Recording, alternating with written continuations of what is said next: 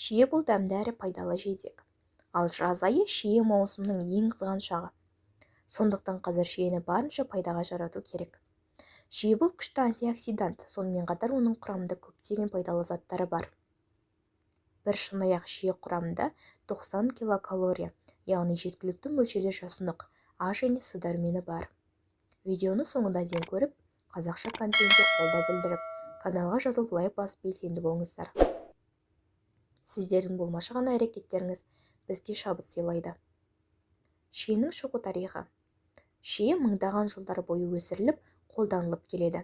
Ол ежелгі Римде, Грецияда, Қытайда бұрыннан бері дастарханға қойылған. Шие алғаш рет Персияда пайда болып, құстар арқылы Еуропаға жеткізілді деп саналады.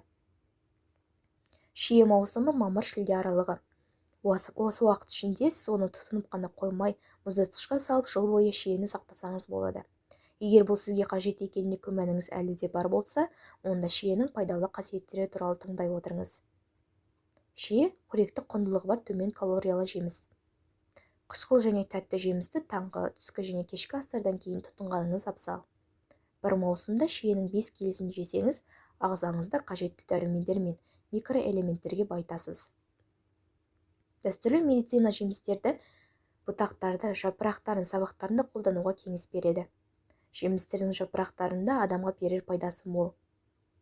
Себебі бұл жемістердің жапырақтарында бактериялардың көбеюін залалсыздандыратын көптеген фитонцидтер бар. Ол мамырда гүлденуден кейін бірден жиналады. Кептірілген жапырақтар барлық қоректік заттарды жыл бойына сақтайды. Дәрілік мақсатта шие жапырағынан жасалған шай бүйректі жууға арналған диуретик ретінде алынады. Жаңа піскен жапырақ, егер оны еліп, жараға жақса, қан кетуді тоқтатуға көмектеседі. Жапырақтары зиян келтірмейді, бірақ бауыр ауруларды емдеу кезінде дәрігерден кеңес алған жөн. Бірнеше жапырақ консерваттың ұзақ сақталуына кепіл бола алады.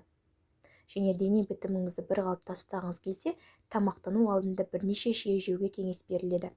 Бұл жемістің құрамында 100 калорияның 54-і бар. Шиенің адам ағзасына пайдасы. Артық майдан арылуға көмектеседі. Зерттеушілер жоғары калориялар диета ұстанған, ауыз қуыратын шиені жеген адам, шие жемеген адамға қарағанда әлде қайда аз салмақ қосатындығын анықтаған. Қартаюды баяулатады.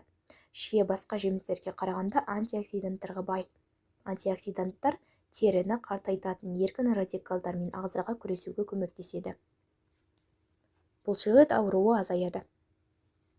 Зерттеушілер жарты кесе шие немесе бір стакан шие шырыны бұлшықеттің қабынуын азайтады дейді. Қант диабетінен қорғайды. Шиенің гликемиялық индексі 22-ке тең. Бұл сары өрік, жүзім, шабдалы немесе қара өрік көрсеткіштерінен әлде қайда төмен. Сондықтан шие әсіресе қант диабетімен ауыратындар үшін жеміс жидектердің ішінде ең жақсы таңдау болып табылады. Дұрыс ұйықтауға көмектеседі. Шие мелатониннің, яғни адамның ішкі сағатын басқаратын ұйқы гормонының жалғыз табиғи көзі. Сондықтан шие шырынын оянғаннан жарты сағаттан кейін және кешкі асқа 30 минут қалғанда ішу керек. Осылайша мелатонин гормонының өндірісі арта түседі. Альцгеймерге шалдыққан егде жандарға көмектеседі. Альцгеймер қауымдастығы есту сақтау қабілетін жақсартатын тағамдардың тізіміне шиені қосты. Мұның себебі шие құрамында антиоксиданттардың көп мөлшерде болуы болып табылуда. Инсульт қаупін азайтады. Шие жүрек қан тамыры жүйесін нығайтуға септігін тигізіп, оның құрамындағы заттар холестерин деңгейі, қан қысымы, қант диабетін төмендетеді. Подагра қаупін азайтады. Шиені тұтыну подагра ауруының қаупінің 35%-ға төмендетеді. Бұл тұжырымды Бостон университетінің профессоры анықтаған. Шие жүрекке пайдалы. Шие құрамындағы кальций көп, ол жүрек соғу жиілігін және қан қысымын үлкейтуге көмектеседі. Сонымен қатар гипертония қаупін азайтады.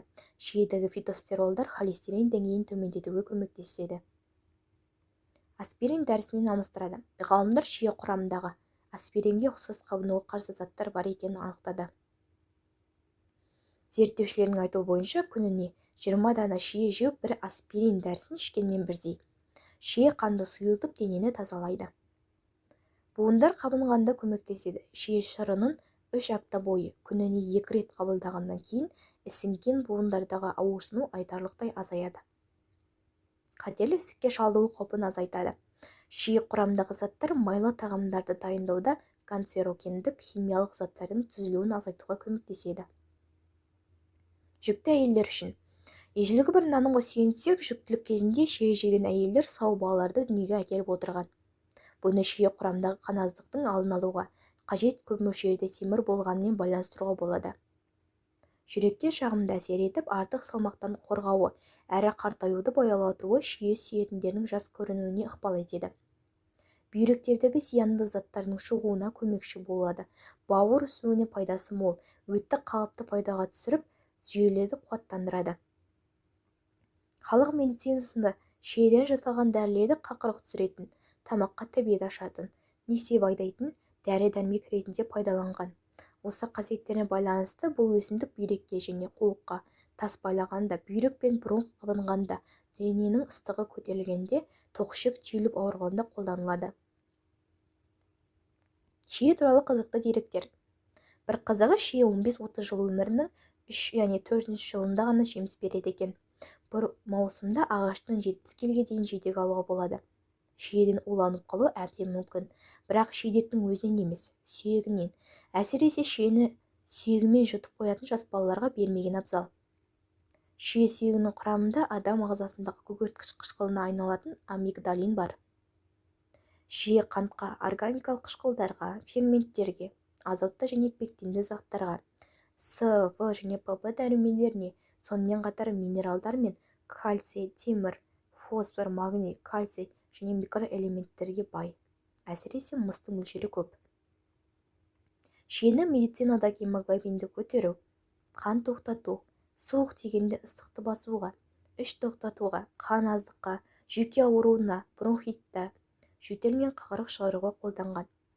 Буындардың сырқырауы, жас жапырақтарының дене сырқатындағы жаралар үшін шипалы қасиеті мол. Шиенің қарсы көрсеткіші. Жемісте қышқыл көп болады. Жидек асқазан ауруларына, әсіресе жаралары бар адамдарға зиянды. Диабетпен ауыратындар үшін жидек екі түрлі әсерді көрсете алады.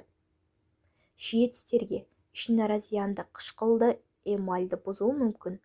Жидектерді жеп болған соң аузыңызды шаюыңыз керек, немесе тіс щеткасын қолданыңыз. Сол себепті шиені қабылдамас бұрын дәрігермен кеңесу керек. Видеоларды жақындарыңызбен бөлісіп қарай жүріңіздер. Келесі кездескенше сіздерге пайдалы болды деген үміттемін. Ауырмаңыздар.